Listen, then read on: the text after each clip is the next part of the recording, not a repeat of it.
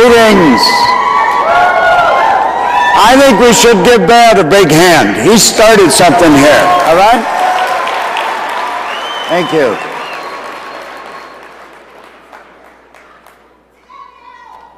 Thank you. So now, I was telling Brad and Mark backstage, I've been working conventions now for 45 years, all over the world. I have never seen a convention like this. This was phenomenal, you know? And I think one of the most brilliant parts of it is when all you folks are up at the front here, and BK said, just sit down. Usually they'd say, okay, now go on back there and sit down. That was brilliant on his part. I want to give you possibly a little different perspective on this revolution, because I went through a revolution many, many years ago, about 52 years ago. There's a lot of people here going through a revolution, but it's inside, it's not outside. And that's really where it starts. Everything you see happening in this company is all happening because of something that happened inside a few people, and then it was supported by the wisdom of the executive staff in this company. And this thing has taken on a life of its own, and you're finding young people all over the place that are motivating their parents now. You see?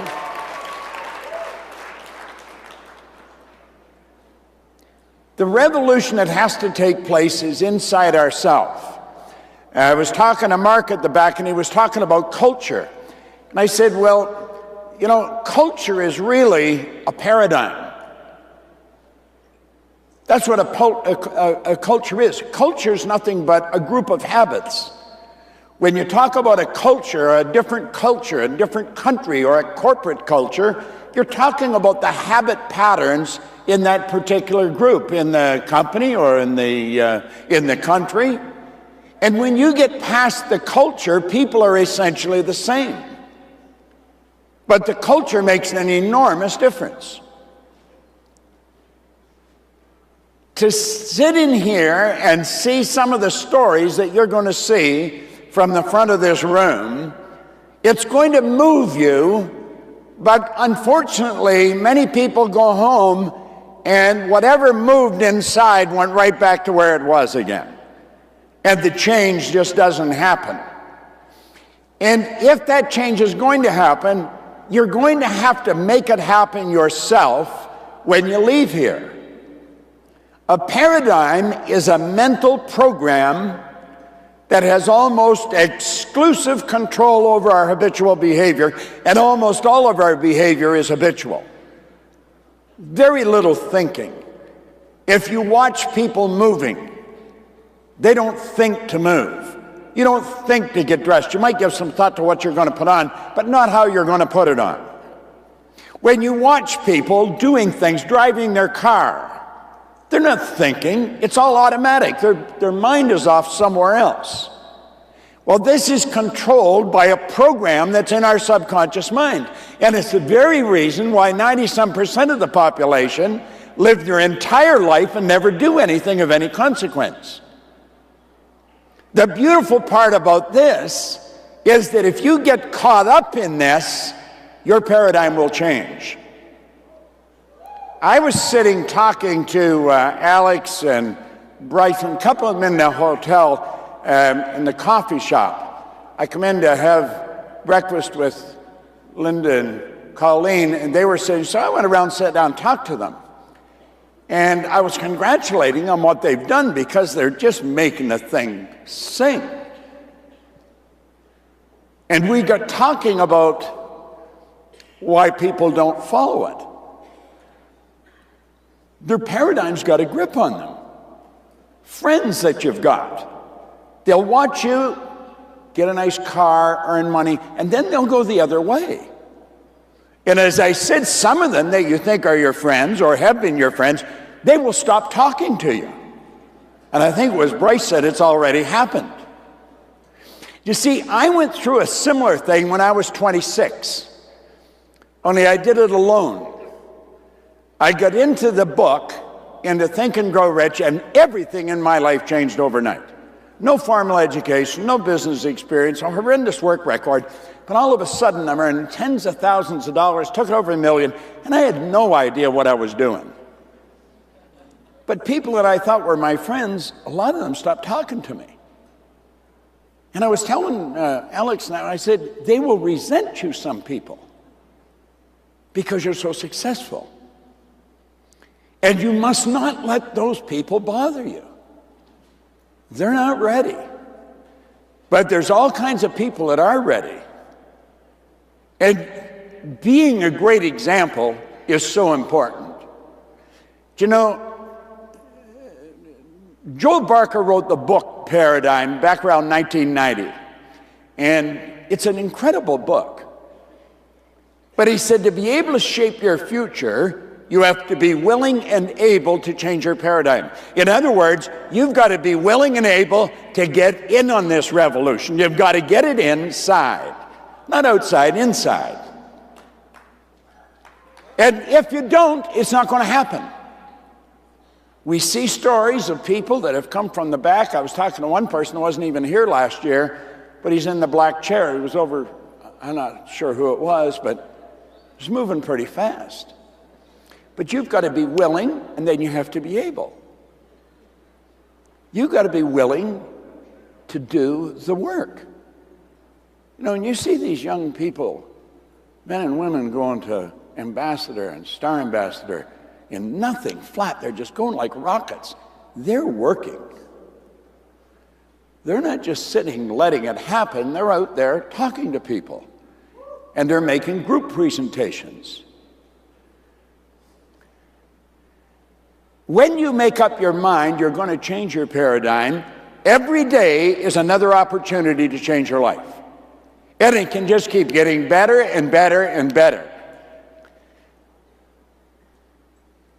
I think it was Alex asked me something about Think and Grow Rich. I said, I read it every day. I shave every day. I get dressed. I have a shower every day. These are habits. I don't have to think, should I shave? Should I shower? Should I get dressed? You automatically do it. Well, it's a habit to read this book. And you think of what's in it. I just opened this. It opened in persistence. Napoleon Hill studied the lives of 500 people. He spent his whole life doing it. And these were successful people. I mean, the real heavy hitters. And he found that there was a golden thread running through their life. And he took it and he put it in this book, put it in the laws of achievement from which this book came.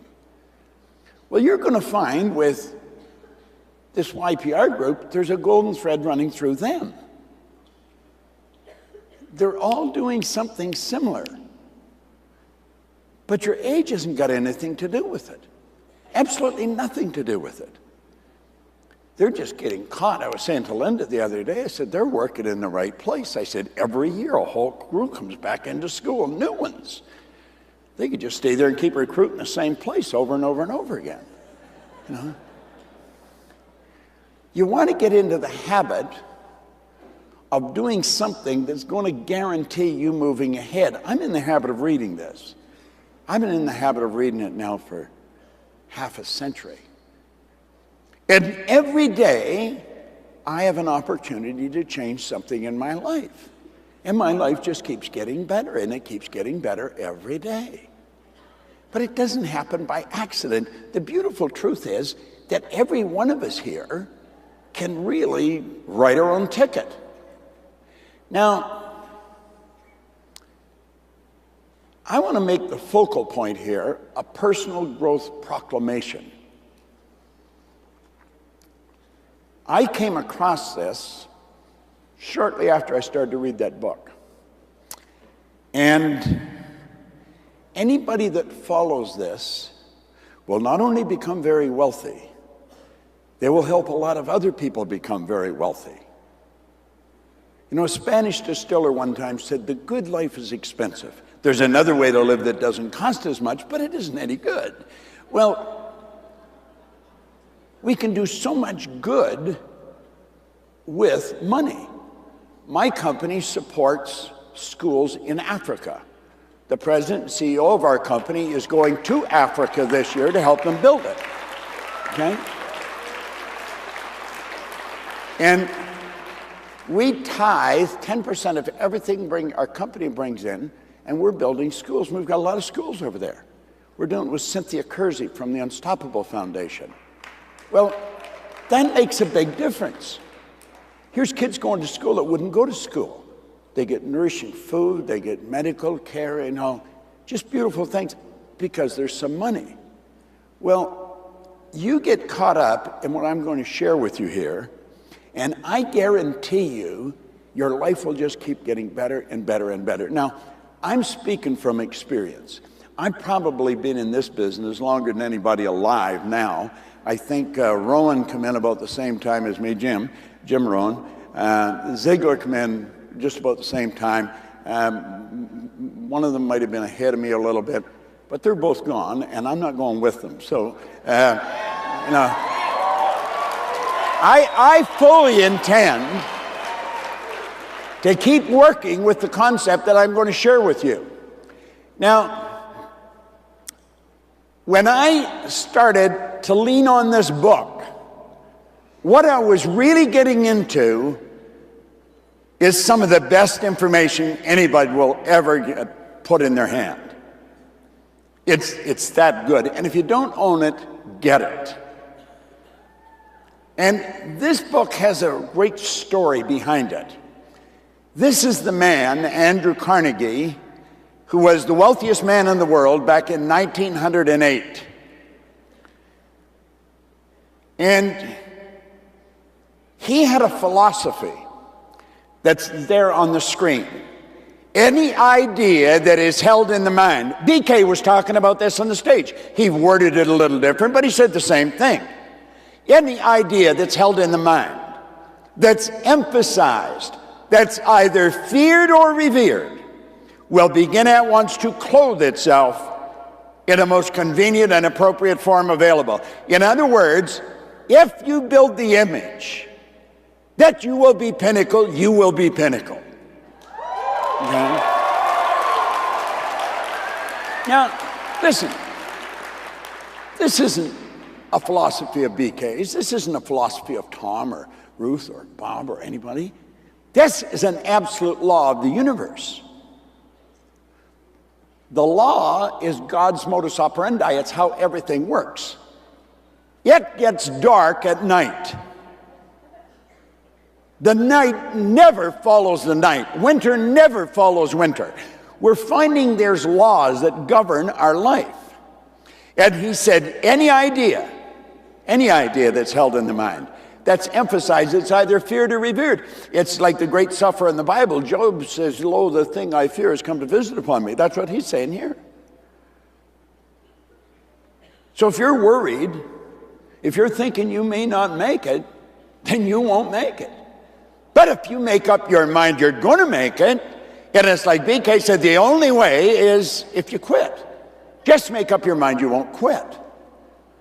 I made up my mind I wouldn't quit 52 years ago when I first started to study this.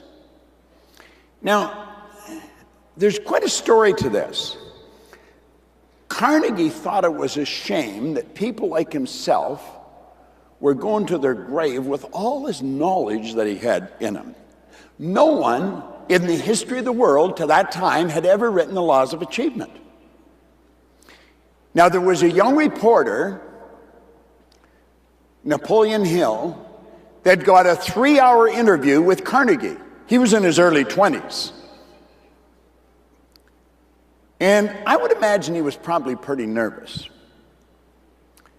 But he got a 3-hour interview with him. At the end of the 3 hours, Carnegie said, this interview isn't ending, it's just beginning. He said, I want you to come home with me. And he said, I was glad he took me home because he said, I didn't have enough money to get a hotel room. That's how broke this guy was. And They sat for 3 days, and he downloaded all his philosophy on this young reporter. I've often thought, what would it have been like to be in your early 20s and have this happen? It must have been just a phenomenal experience for him. And then, at the end of the 3 days, he said, now, Napoleon, I'm going to ask you a question.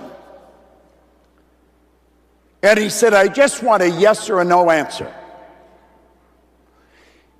He said, are you prepared to dedicate the rest of your life to an idea for which you will probably receive no material compensation for at least 20 years? Now, I've asked myself that question time and time again. What would I have said? And every time I've come up with the answer, I would have said, yes, I'll do that. And that's what Hill said. He said yes. It took him 29 seconds. Unbeknownst to Hill, Carnegie had a stopwatch, and he only gave him 60 seconds to answer the question. If he hadn't answered in 60 seconds, the deal was off. Now, he said, he wasn't going to pay him. He said, you're going to have to find your own way. But he introduced him to the world's most powerful people. Hill became intimate friends with Henry Ford and Thomas Edison and Harvey Firestone and Woodrow Wilson, presidents of the United States.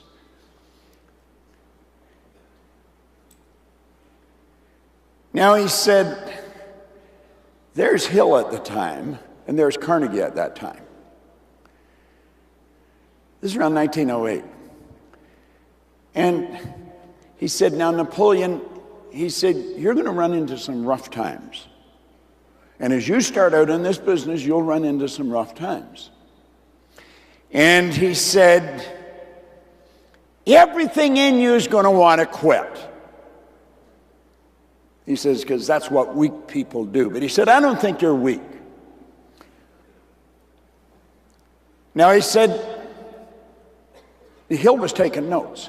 He said, I'm going to give you something, and this is the personal growth proclamation that he gave him.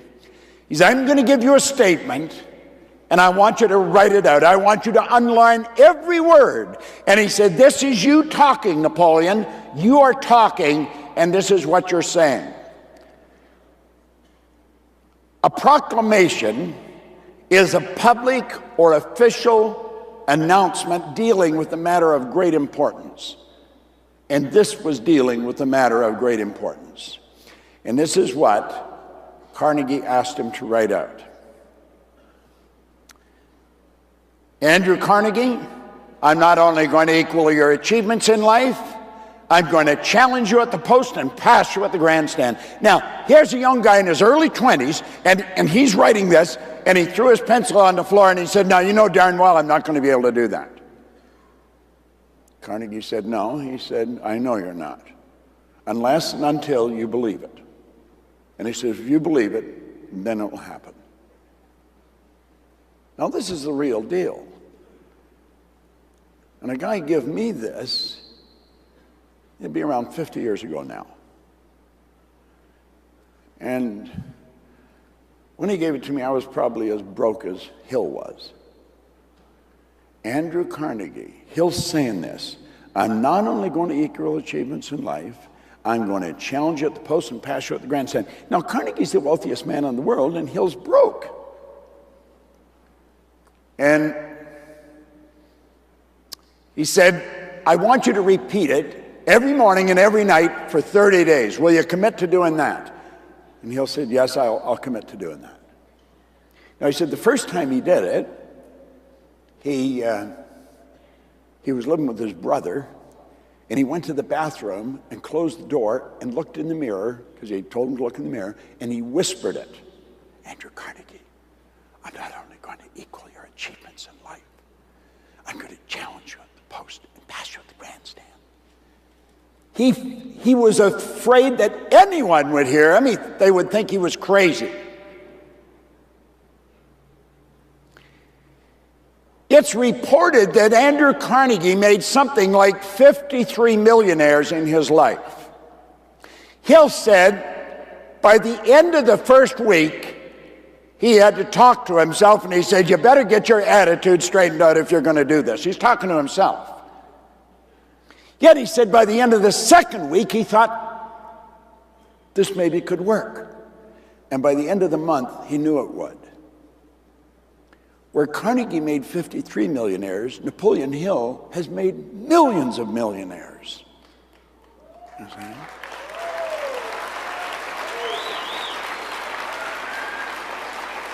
This is a very powerful statement. And Carnegie was not teaching him to compete with him.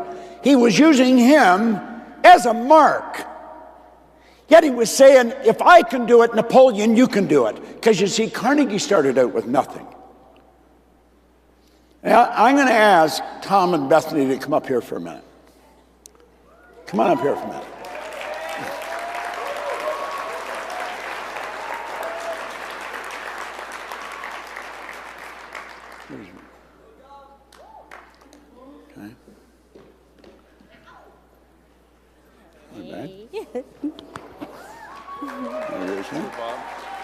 All right. Now, I'm going to ask everybody to stand up. And I want you to put your hands out like this. And I want you to send love to these two people. And then I want you to repeat what's on the screen. Every one of you, come on. Tom and Bethany Alcazan, I'm not only going to equal your achievements in life, I'm going to challenge you at the post and pass you at the grandstand. Now, come on. One more time.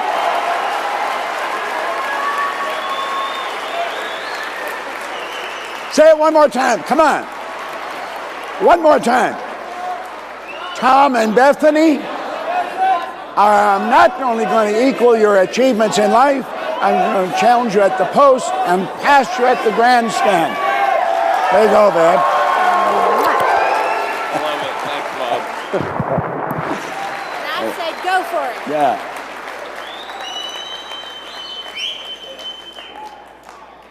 Now, do you know, some of you will think that's silly saying that.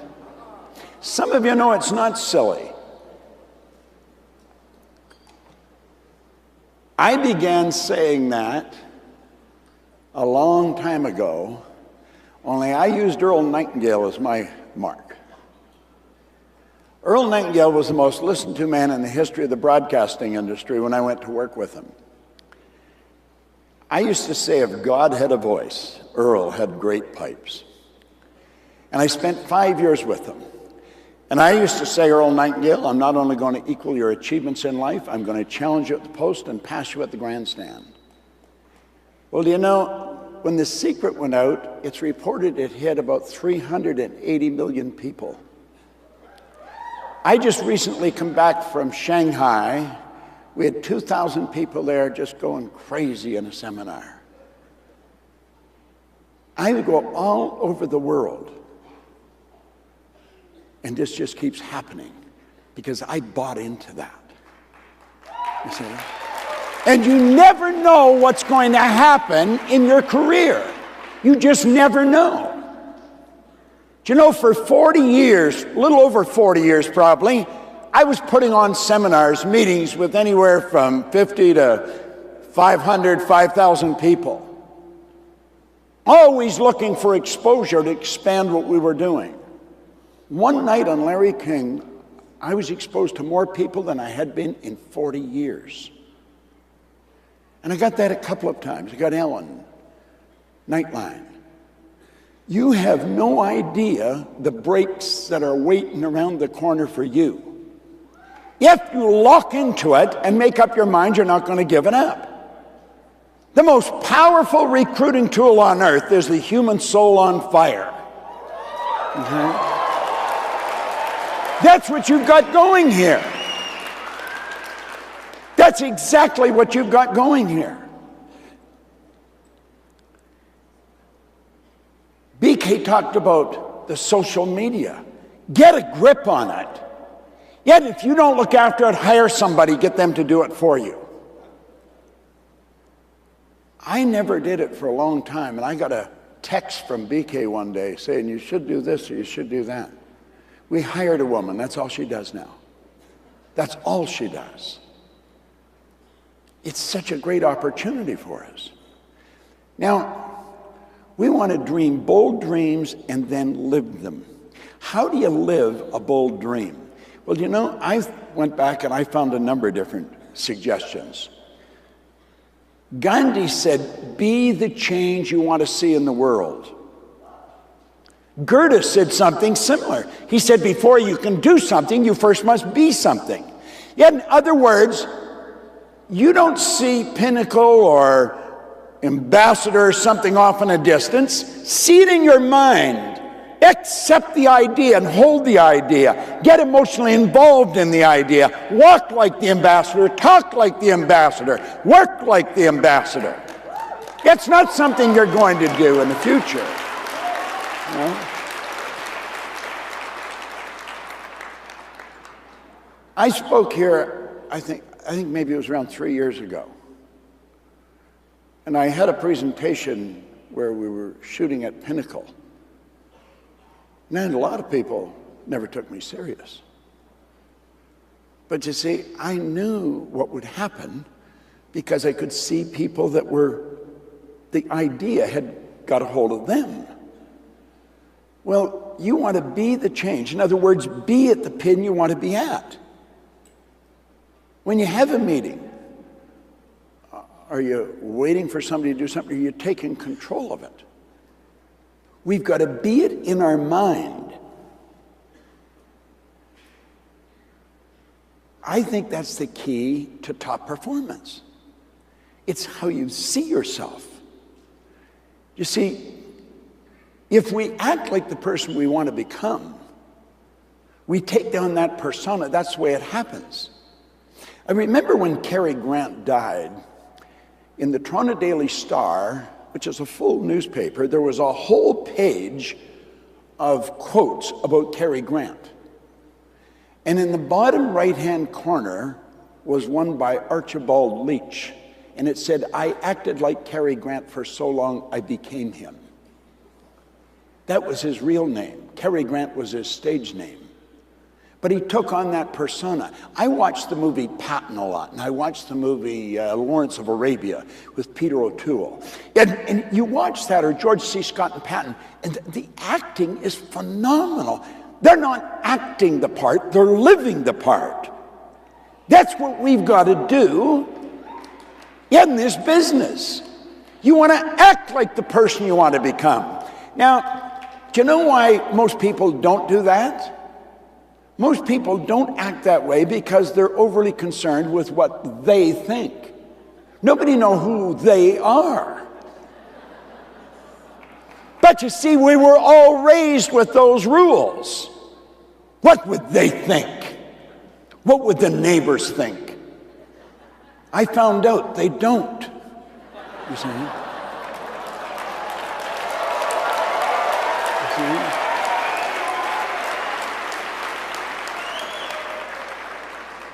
You start acting like you're earning tens of thousands of dollars a week. That doesn't mean you go out and spend it, but you walk around with the confidence. You put on the meetings with the confidence. See, most people won't do that because we're afraid of what they think. People say, oh, you're being phony. No, you're being real. You see? You are God's highest form of creation. We've heard that 2 or 3 times in the front here. And we are God's highest form of creation because we have been created in God's image. We have creative faculties, you see. The problem with most people is they created God in their image and they've got it really mixed up. You see? We go to school and they teach us nothing about our higher faculties. We've got perception, the will, imagination, intuition, reason. These are higher faculties, but you can go all the way through school. They don't teach that. Thinking is not a subject taught in school, and it's the highest function that we're capable of. You see?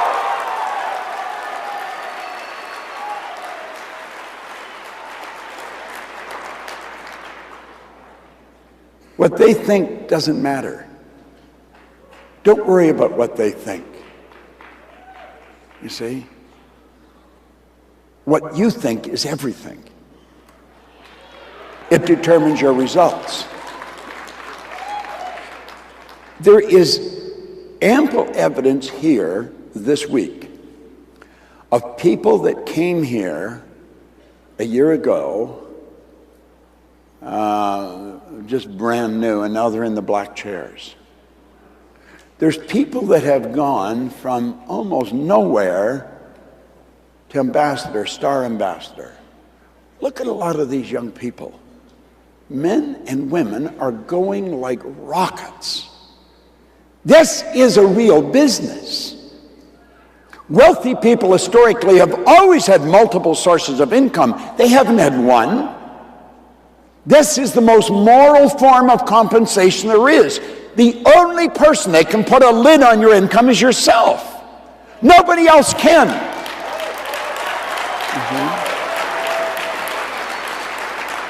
You want to surround yourself with dreamers and doers and believers and thinkers, but most of all, you want to surround yourself with those who see greatness within you even when you don't see it in yourself.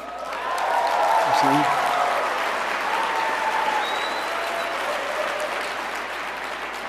Ray Stanford is the man that gave me this book. Ray Stanford was an ordinary guy. Probably none of you knew him. He's gone now, but he has to be the best friend I would ever have. Ray Stanford believed in me when I had absolutely no belief in myself. I was unhappy, I was sick, and I was broke. And he says, that's because you're living from your head. He said, living from your head, you're living in the past. You got to start living from your heart. That's in the future, you see? Yet everything that's happened up to this point really doesn't make any difference. He said, Bob, make me a promise. Promise that you'll do exactly what I tell you until you find out I'm lying or I don't know what I'm talking about.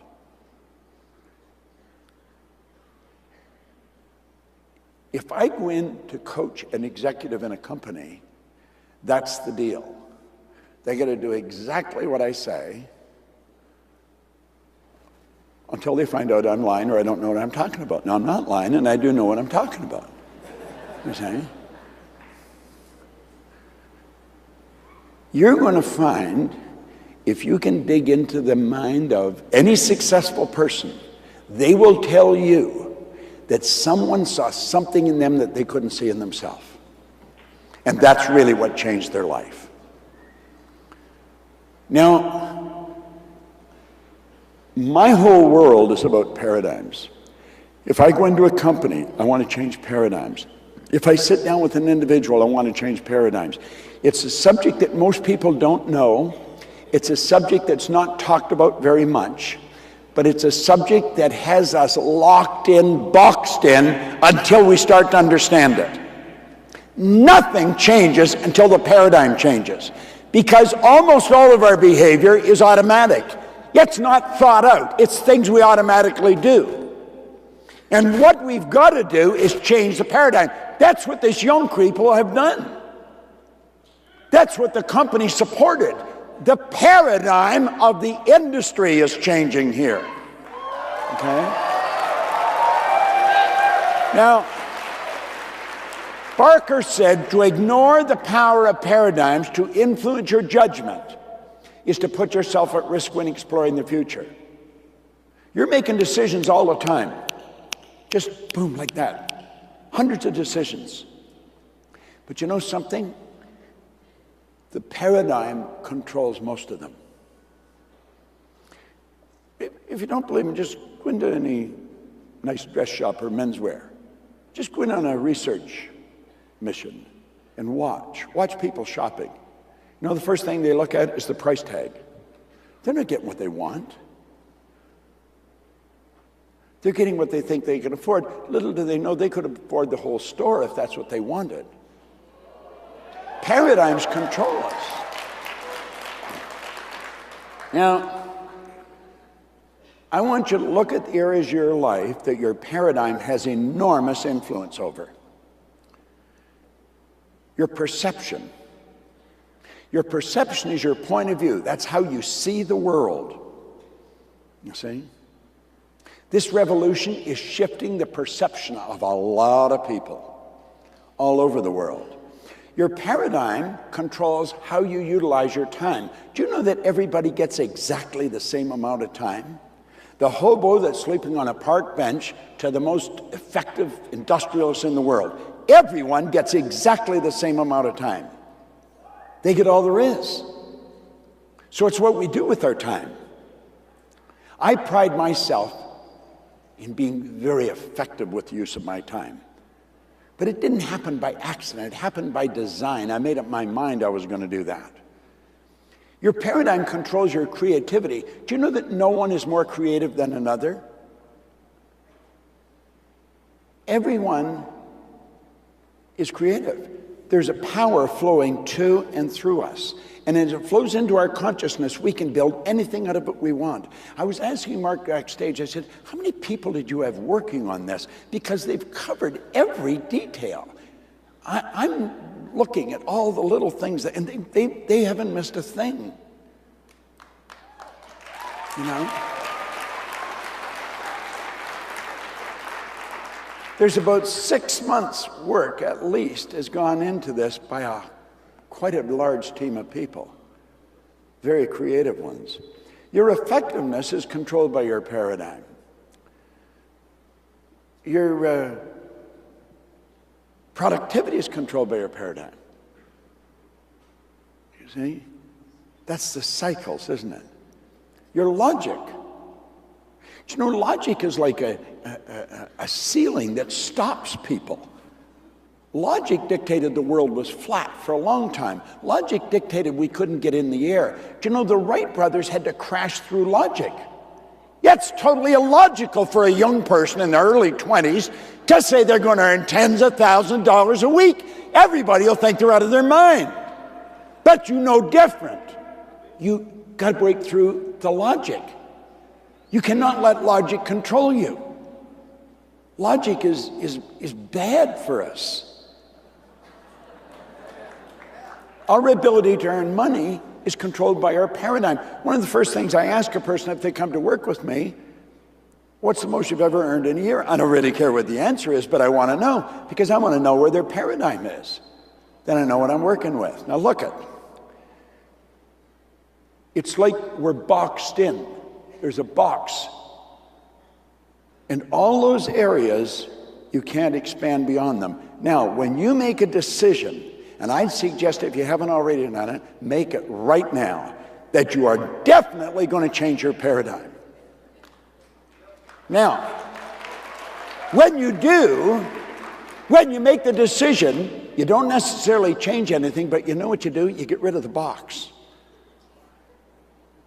And all those areas can expand. If you just imagine how your entire life will change as you begin improving any and all of these areas, the change will be huge.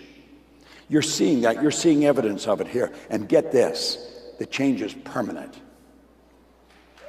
You see? Now, I want you to consider this for a moment. Let's suppose you say, I'm going to work on one thing. How you utilize your time. Just one. Don't try and change a whole bunch of things. One thing. When I met with Brad, the two of us sat down over in the hotel. I told him, I said, don't try and change everything. Change one thing.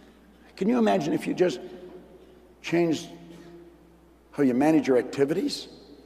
Stop and think of how it's going to affect your income. Do you know that I can earn as much in a morning as the fire department in Toronto used to pay me to work for them for 12 years?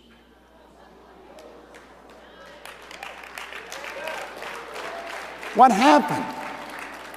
Yet said I gained an understanding and I started to change things. It's such a beautiful concept. Just mastering the management of your activities could turn your annual income into a monthly income. I recently was over on a tour well, it wasn't that recent, it's about 3 months now.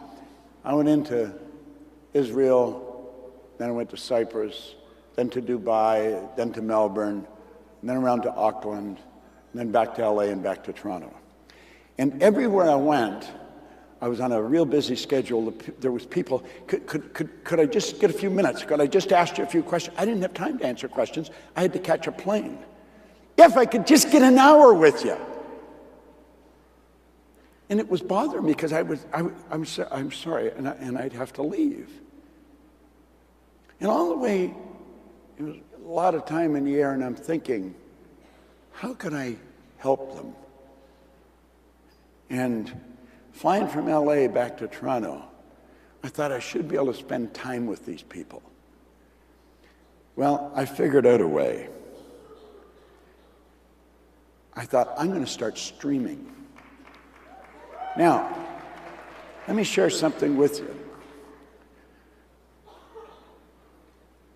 I spend an hour a week with people all over the world. Within 2 days of starting this, we had hundreds of people in 35 countries. It's about 6 weeks later, now we're in 70 countries. And the whole thing is designed to change paradigms. Now, we sell that. But I'm not going to sell you anything. I'm going to give it to you. Now, wait a minute, there's no catch to this. I had our company put up a site, streamingwithbob.com. That will be up until about 10 o'clock Saturday morning, and then I've ordered it to come down. You can register. You get 6 months free. Costs you nothing. Every week, okay? Now, when I was talking to them at the office, I said, listen, I said, when they go on and register, I want you to set up the common denominator of success. It's a phenomenal speech that was given way back in the 30s by Albert E. N. Gray. He was the secretary to the Prudential of America. The common denominator of success is informing the habit of doing things that failures don't like to do. Now think of what that means. It's informing the habit. That's something you do automatic. You don't even think, you automatically do it. Form the habit of doing things failures don't like to do. So those of you who register, a letter will come up telling you that you're registered, and there's a link, and you hit it, and that'll download, the common denominator will download onto your computer. You have until Saturday morning to register. It's at streamingwithbob.com, and then we're taking it down. It costs you nothing, okay? Now, that is designed to help people change paradigms. I happen to believe that these black chairs could be filled with pinnacles in a relatively short period of time. Do you know what's happening? I'll tell you what's happening. I think last year the theme was believe, wasn't it? Well, people are starting to believe. They believe they can go a long way in a short period of time. They believe they can sign up large groups of people. No one knows what you and I are capable of doing. I want you to really seriously think when you go to bed tonight, what are you capable of doing? Now, I got a letter from Tana, and she told me in bold and underlined letters that I could not go 1 second over. I am quitting 58, 57, 56 seconds short. See? I want to thank you very much.